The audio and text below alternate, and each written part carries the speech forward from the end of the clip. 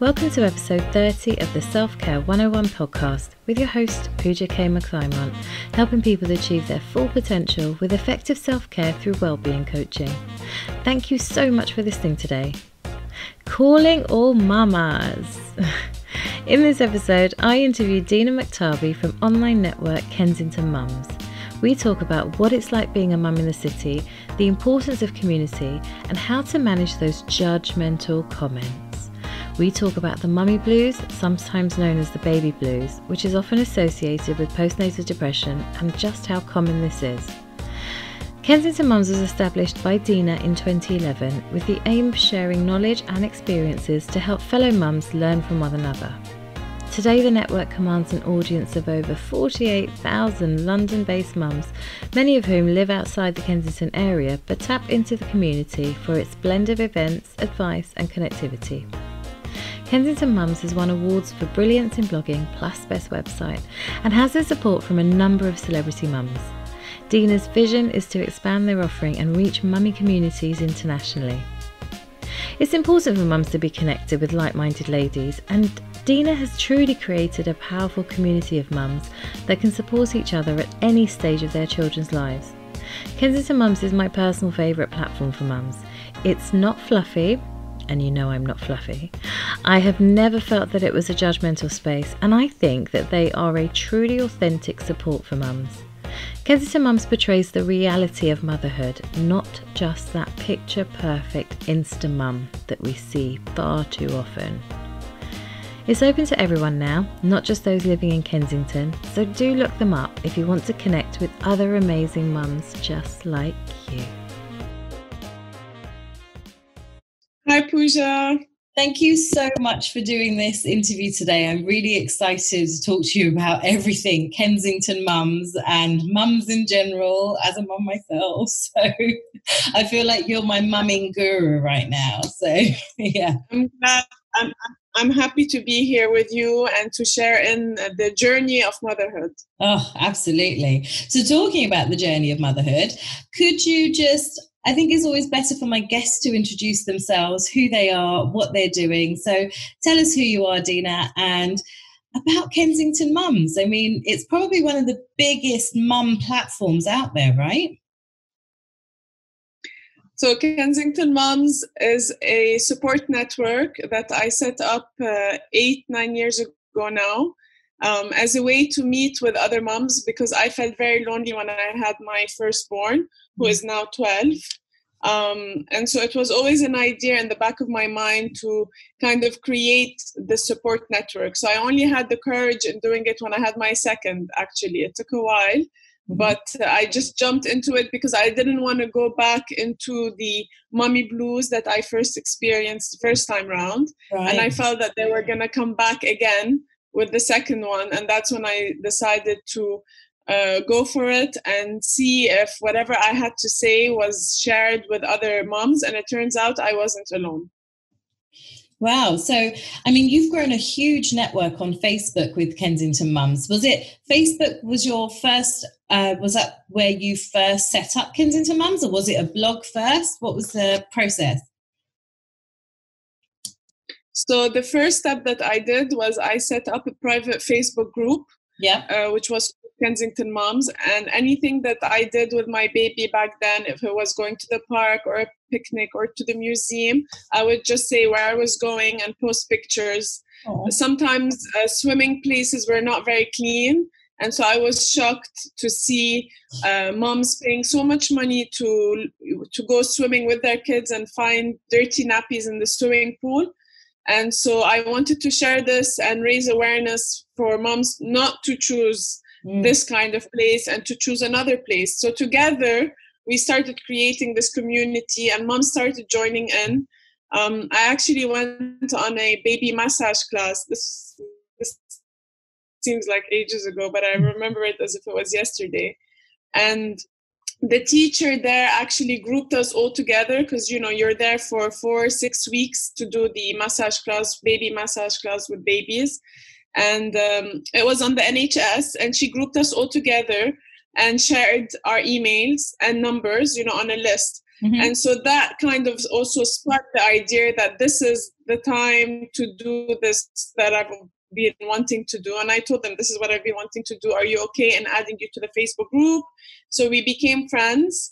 And it just grew from there. One mom started telling another mom, and we just became online friends, and we started meeting offline as well.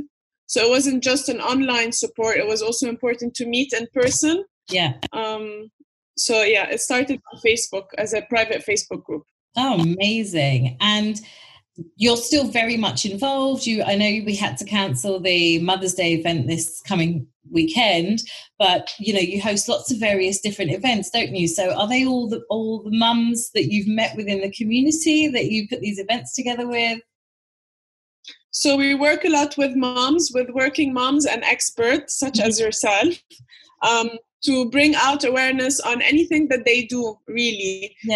We want to support moms. We want to empower them. We want to promote what they do and bring in positivity to our community. So we work with them. Right now, we've put all of our events on hold, yes, including our Mother's Day event. We've also had another play session that we've canceled. And we're focusing again on our online website. We have an app. So these things, we've had them for a long time. So we've gone back into sharing tips and advice online. We're doing more Insta Live and Q&As throughout the week on our Instagram page. So yes, we are spreading positivity even in these uncertain times. A mother's instinct is always right, so she should always be promoting what she does and following what she loves to do. Oh, I think that's really nice. I really, that resonates a lot with me. It's funny because some of my work has been cancelled, understandably, the in-person work that I do. And there was a part of me last week that was feeling quite anxious about this whole situation. And then literally as I've been watching the news, it's like, well, everyone's in the same boat. All I can do is actually just lead with my passion now. And that's quite exciting in a way. So I've got a few one-on-one clients at the moment, but apart from them, I've just got free time in essence, and I get to do the fun stuff. So I just put a video up actually today on Instagram saying that I might ramp up the podcast because my interviewees are more available right now. And, I could maybe do a couple of shows and asking people what they want to hear about, what they want to learn about, because with obviously the extra time that we all have, we can spend that on self-reflection and self-development. Why not? Like, it's there. I'm going to be exercising like crazy, getting my weight down. I've made a really serious plan because I don't want to lose the time that we've kind of been given. And obviously as a coach, I'm talking about reframing the way you look at a situation. So for me, I've now taken it as an opportunity to connect more with my audience and people that like yourself that, we've heard of each other. We've been sort of trying to get this interview together, but now we've actually met, we're engaging, and it's growing our own, our community within ourselves. So yes, it's an interesting time. So you mentioned when you were introducing yourself about the mummy blues. So tell me a little bit about that. When did that happen, with which child, and what actually happened during that time? So I had this when I had my firstborn. I was the first one from my group of friends to have a baby, be married, and have this whole new journey ahead. Mm-hmm. So I had no one really to go to for support or advice. The only person that actually I spoke with was my midwife back then, because I had a lot of breastfeeding issues. And so she was the one who's coming home, checking up on me. Yeah. And she's the one who actually identified that I might be going to baby blues, because I was always very emotional and crying for no reason. And I didn't have any family around me. My husband would go to work, not understanding what I was going through, what my hormones were doing. And so that's when I knew that I did have it. But luckily, I did meet 2 or 3 of them. I emphasize you don't need 100 or 20 or 30 people, 2 or 3 people that you've met along the way who are going through the same thing as you can actually help you overcome any fear, anxiety, depression that you have. So luckily, I met 2 lovely American moms who are now back in the States, and they kind of helped me get out of my baby blues. So I managed to identify what was wrong, and without taking any medication. I must say that if you do need to take medication, seek your GP advice. I personally didn't want to, because I knew that I could overcome it. And I did that through meeting like-minded moms. This was my kind of therapy. Wow, that's really interesting, because community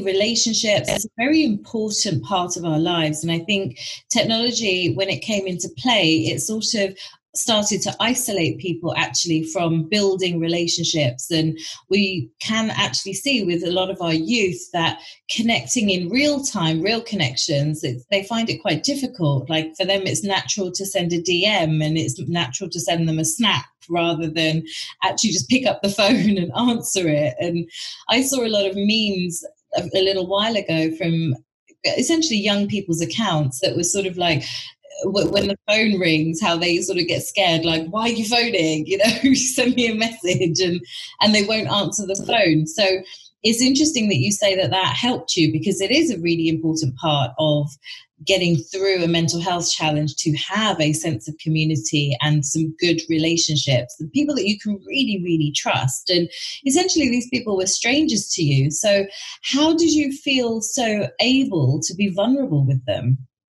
Because they were vulnerable with me. As simple as that. We met at the library for a rhyme time, and the library only lasts 25 minutes, 45 minutes tops, and then everybody rushes to do what they have to do. And so with time, we kind of connected. We started speaking. Turns out she was a neighbor, so she was living nearby. We'd go to the park afterwards. So connecting offline as much as online is important. Online support is very important, because you don't get to meet the other person, but you know the other person on the other end of the screen is going through similar pathway as you, and she can share her tips and recommendation. Meeting offline is, I would say, an old-fashioned way, the way our parents used to meet offline. They didn't have Instagram back then.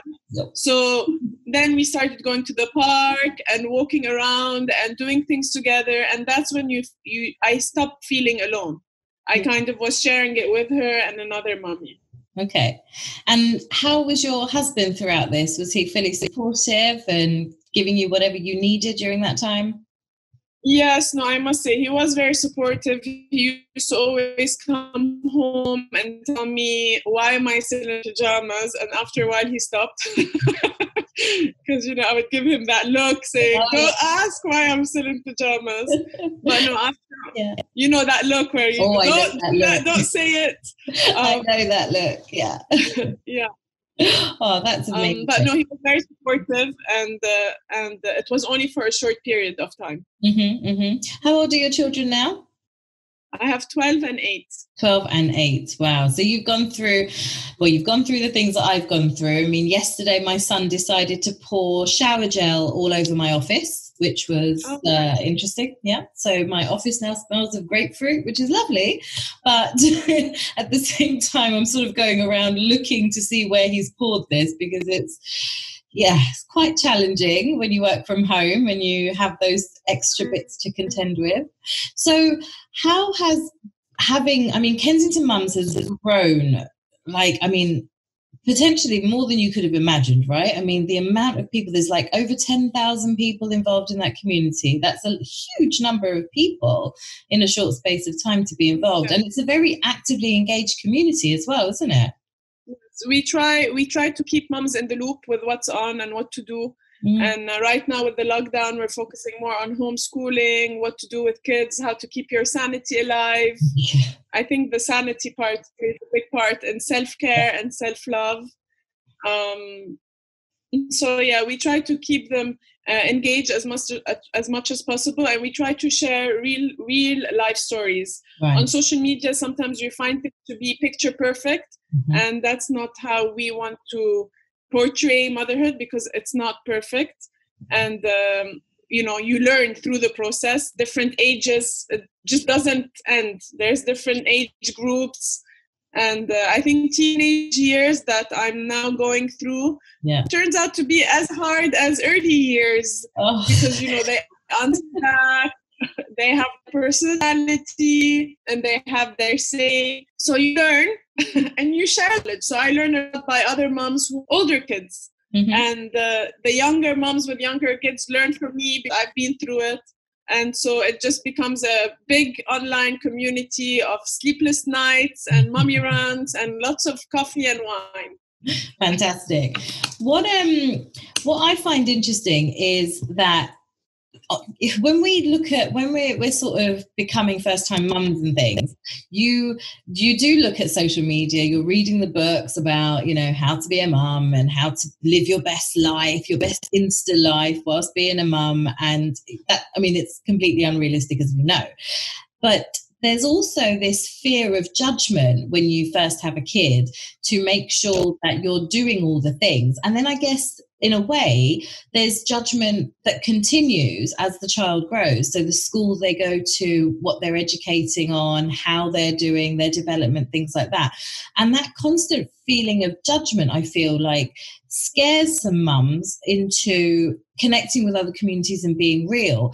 So do you find that people have been attracted to your community because of that non-judgmental vibe? Because it does feel quite judgy, doesn't it? Being a mum and working mum at that, and how our kids are developing. How have you found judgment within your community?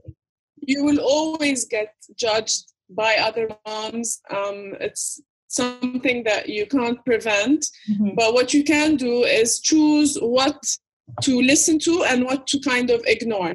Right. So far, we've only received positivity, but I will always say that you always get moms who are judgmental, who will send messages in a negative way. And that's just part of what you do. You need to accept it. Not everybody's going to like what you do. As long as you follow what you do with passion and you're helping other moms in some way, then that's more than enough. That comes from the heart, from a mom to another.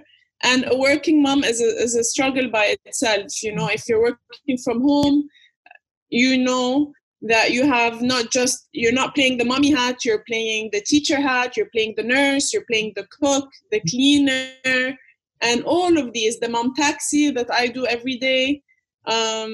So all of these, you know, they take time away from your work, away from your 9-to-5 job that you don't really have. You kind of make your own hours fit around your kids, your house, your family.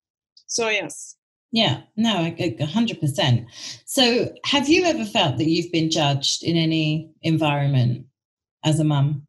By my mom? Yes.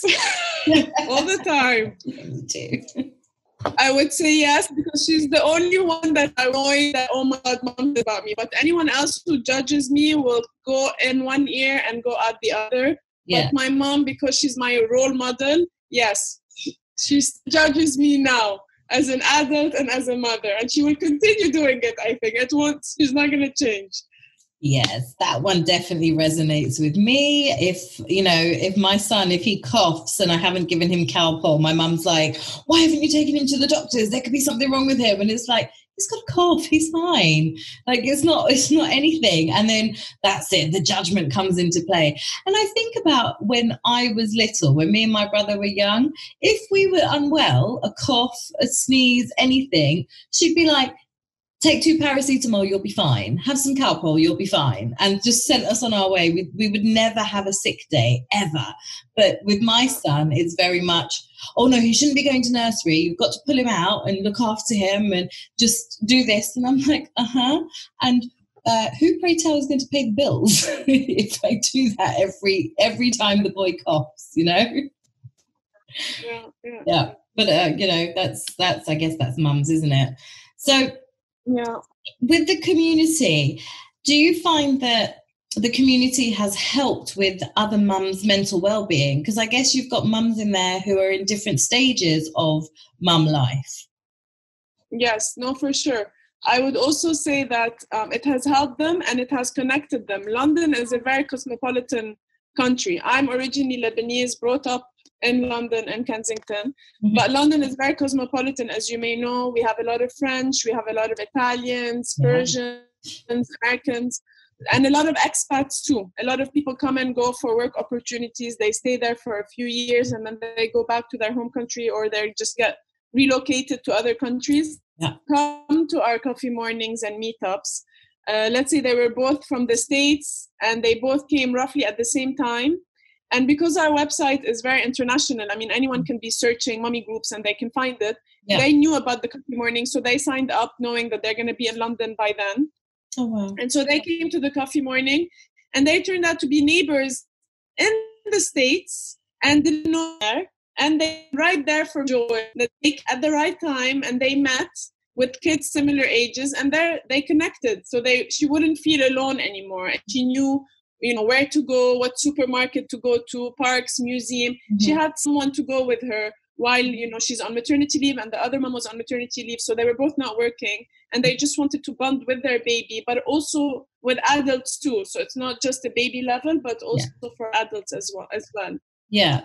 I think that's one of the things that I noticed the most when I'm a Londoner, and all my friends and family are in London, in different parts of London, but they're in London. And when I had the baby, my son was born at 30 weeks. So he was in hospital for the first 2 months of his life. And so when he came home, we were even more, that wasn't normal for us. It was normal for us to go and visit our son in hospital. And when he came home, I thought that there might be like a flood of people coming over and checking in on us. And my husband and I both had this vision because of what we had seen when we were younger, what our parents' generation did, that people would be coming over a lot and looking after us and care packages and things. And we didn't have it. We had very little interaction with other people. A few people came, but not as many as we thought would come. And so that was quite strange because my husband obviously had to work during this time, and I was staying at home with my son. And I noticed after a while, as a baby, he was sleeping for a good 4 hours at a go. And after watching Real Housewives, there's not much more to do. So I very, very quickly, within 3 months at least of him being home, I really felt the loneliness of being a parent. And I thought, this is the strangest thing. It's not something that I had even considered would happen to me. And yet I was so lonely because my friends were at work. So it's not like I could call them during the day. And then my husband's at work, so I can't be talking to him. And you could go to certain groups. There were some things that were happening in the local park and stuff, but that would depend on the weather and whether I could take my son out. There was so many variables.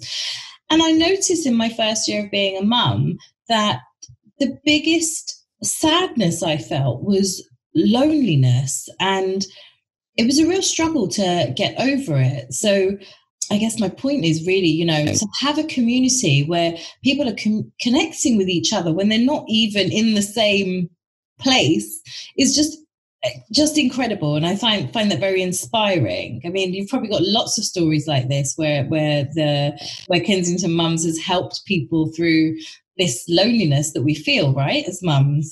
I will give you a small example that now that you're speaking about this came to mind. Yeah. Once we had a German mom, a mom who was in Germany who wanted a nappy rash cream, and she didn't know which one to choose. So she posted on the group, I'm in Germany, my baby has a huge nappy rash, what cream can I use? Mm-hmm. And again, because the community is such an international community, and me not knowing all of them, I'm not going to know everyone. Yeah. But one of the moms actually shared within, I think it was 3 or 4 minutes, this is the best nappy cream that you can buy in Germany. Just go to any pharmacy and ask for it. And then, 10, 15 minutes later, she replied saying, thank you, it's worked, I bought it, and he's happy, he's not crying anymore. So It's tiny things like that for a mom's life makes a big difference. Completely. That's a beautiful story. I think that's something that I felt quite lost. I didn't know how to, it's weird because my background is in marketing. So I knew about Facebook groups and mum bloggers and, all the major sites. But whenever I would go on there, I didn't feel like I could connect to those people, and I wasn't having the same problems as they were having. So I felt a little bit out of my depth to connect. And, now having found Kensington Mums, I feel like that's the one I should have clicked on. But it wasn't the Kensington Mum. And You have said actually that Kensington Mums it's now expanded, hasn't it, to outside of Kensington as well, because the way the group has worked and supported mums, it's just inviting people from all over, right? So it's called Kensington Mums, but really we welcome mums from all over the world. Not all of them. I mean, the major, when you look at our data, the majority are based in the UK, but you do also have the odd mom who used to be in London, but then she moved, and it's her choice to still be receiving our information or to just click unsubscribe. So we do still see activity in other international European countries as well. Oh, it's amazing. So what have been the most helpful things that Kensington Mums as a company has done for its community? What do you think is like the best bit about being involved in the Kensington Mums community? I think number one would be to empower and inspire mums not to feel alone. We've received so many emails and messages saying that the website has been a useful resource for them. It taps into information that they were looking for, but they didn't know where to find it. And it's all grouped together in one place. Mm-hmm. And another note, I would say that we also like to support charities. So we've done a lot of fundraising. If it was for Race for Life, that was for cancer research. We've done a few of them. Every event, a big event that we do, such as a Christmas fair that we've hosted for 3 years, has always been supporting a charity, and specifically charities helping women or mothers in need. Yeah. So that part has also been fulfilling for us as a community, that we're giving back to those in need as well.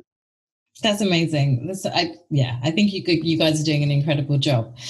Getting a little bit deeper now, I found that I've had a lot of clients come to me talking about the sort of elusive work-life balance and navigating mum life. And, you might have a really big, powerful professional career, but then when you become a mum, rushing home from the city to be with your child and then feed them and bathe them, bed them, and everything that comes with all of that. I mean, even if you have a cleaner, you still clean your house, you still do stuff, don't you?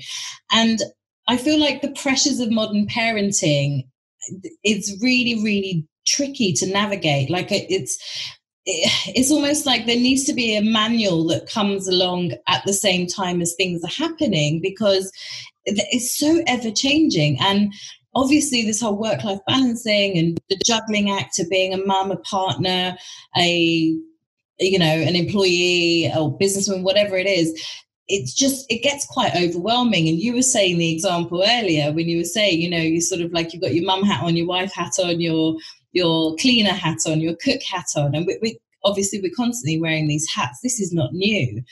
And we wanted this freedom and independence, which we've been given as women.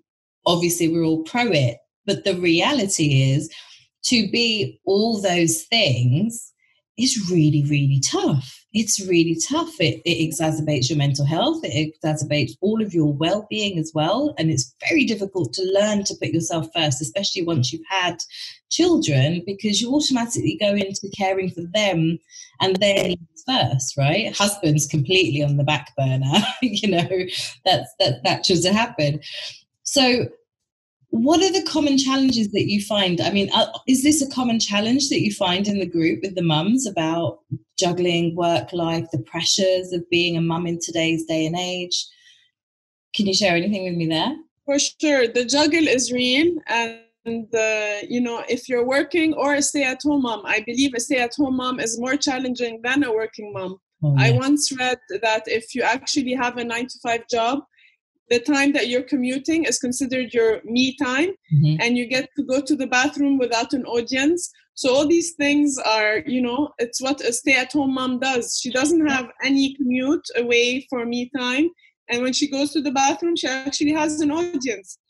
So it's these things that we might not realize that, we are going through, but we are. So the juggle is real. There's a lot of mom guilt around if you're working long hours, if you're talking about a working mom working in the city, but also a stay-at-home mom might be working from home. And the time when she puts her kids to sleep, that's when she starts her working hours. So she literally is on the roll, throughout the day.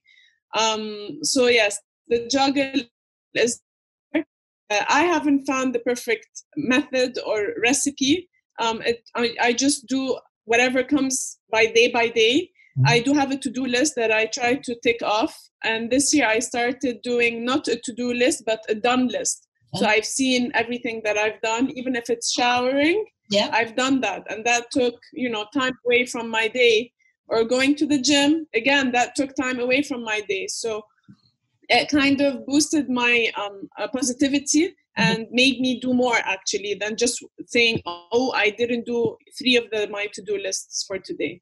I think that's a really interesting way of looking at it, actually, by creating a done list. I was talking to somebody recently on another podcast, actually, about travel, and she had created a living list. So rather than a bucket list, which is usually associated with passing on, it was a living list. So things to do whilst living. And I think what you just said, the done list, I think that's a superb way of reframing it. And it definitely does. It lessens the overwhelm and the pressure of a to-do list, because the magnitude of it is there.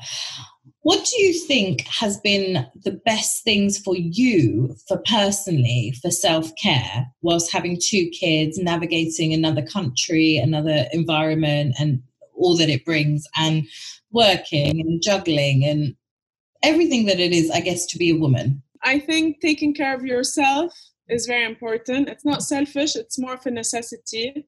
So because if you are not healthy, as they say, health as well. If you are not healthy, you cannot take care of your kids, you cannot get out of bed, you cannot do any on your to-do list. You literally can't do anything, you'll be bedbound. So your health is your most priority. And if that means taking care of yourself during the day, once a week, once a month, do it without feeling guilty. It took me, I would say, 10 years. My son is 12, so around 10 years now, to say, yes, I actually go to the gym. And that's something I stopped doing for 10 years because, no, I was supposed to be there for my son. I was supposed to be helping him, dropping him to activities, making sure that there's breakfast and lunch and dinner.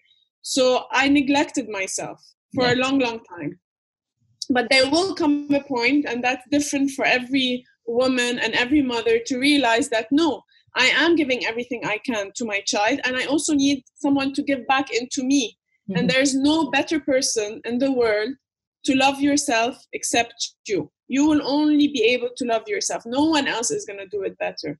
And maybe it takes a while to get to this point without feeling the guilt, without being with someone to make you happy, or being with someone to love you and take care of you. You can do it on your own.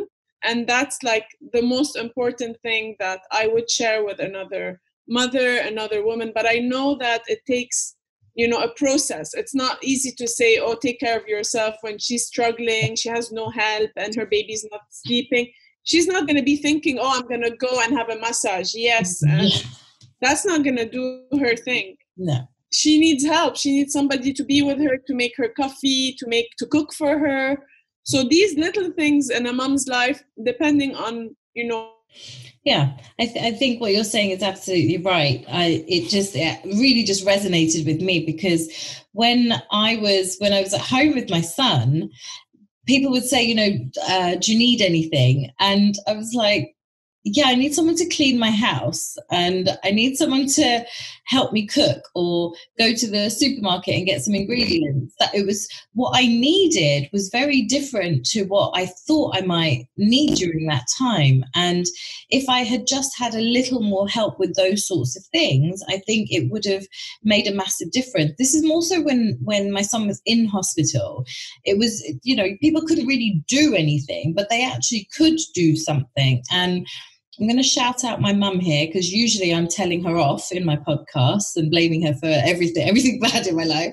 But this time I'm going to shout her out, because when we were in hospital, she was mind-blowingly incredible. And I mean, it chokes me up to this day, and it probably will forever. But she was, she drives, but she's not a confident driver. And she would drive an hour and a half every single day herself, or she'd make my dad drive to the hospital, and she would be there for hours. And every time she came with a meal, and the food was always vegetarian, because we believe that, that produces the best milk. So she would make all the old wives' tales dishes. She would bring those with her. She would make enough for my husband. And she said, right, you two, that will last you 2 days. And then I'll bring you something new, and apologize to Dwayne that it's all vegetarian. I was like, no, my God, he's more appreciative that, it's even happening. And she would be there, and she would she would take all of my rubbish, because I was very hormonal, obviously, and everything else. But actually, the fact that I didn't have to think about food was such a big weight off my shoulders, because when we did come home with the baby, I had to think about it. I had to think about feeding my husband. I had to think about feeding myself and going to the shops. And my brain was still not, I guess, used to being a mum yet. And I couldn't get it right. I couldn't get the juggle right and what I needed to get from the supermarket. And when I would do online shopping, I would literally just look at the grocery section of the website and just be like, I don't know what to cook. So that was a really big help, actually, to get that. And I just, when you said it about the kind of help that we need in order to put ourselves first, it's not necessarily just going for a massage or going to the gym. It's those other things that take so much time away from us. No, for sure. And I think what your mom has done is amazing. I know we all have struggles with our moms, but it's during these tough times that you realize that the power of a mom, no one can replace the mother's love, or what she does, out of her whole body, she does for her kids. It's out of this world. And that's something that we should all be blessed with. Yeah. And I also wanted to add something that you were saying when your son was in hospital. There's a saying that goes, it takes a village to raise a child. I like to add that it takes a village to be a mother. It's there is a behind the child. So that's why it's so important to find your village, to find your mama tribe, to find those 2 people that you can connect with, and stick to them. It's very important for your sanity, for your mental health, for your well-being. Yeah, I think that's probably one of the best tips. If I was giving a tip about, to a new mum, it's finding a couple of mama tribes. And they don't have to be mums who you connect with. They just need to be empathetic, and that's enough. But because I know a lot of people, like my brother and his girlfriend, they don't have kids. And my son adores her, adores my brother's fiance, actually, adores her. She is his favorite person. And I can call on her whenever I need last minute, urgent help and stuff like that. And it's an absolute godsend, because it gets too much. My parents are great, but it gets too much to ask them all the time. And my son is a lot. So it's funny when you said that about the tribe, because I was living about an hour away. I was living in North London for the last 12 years in my own place.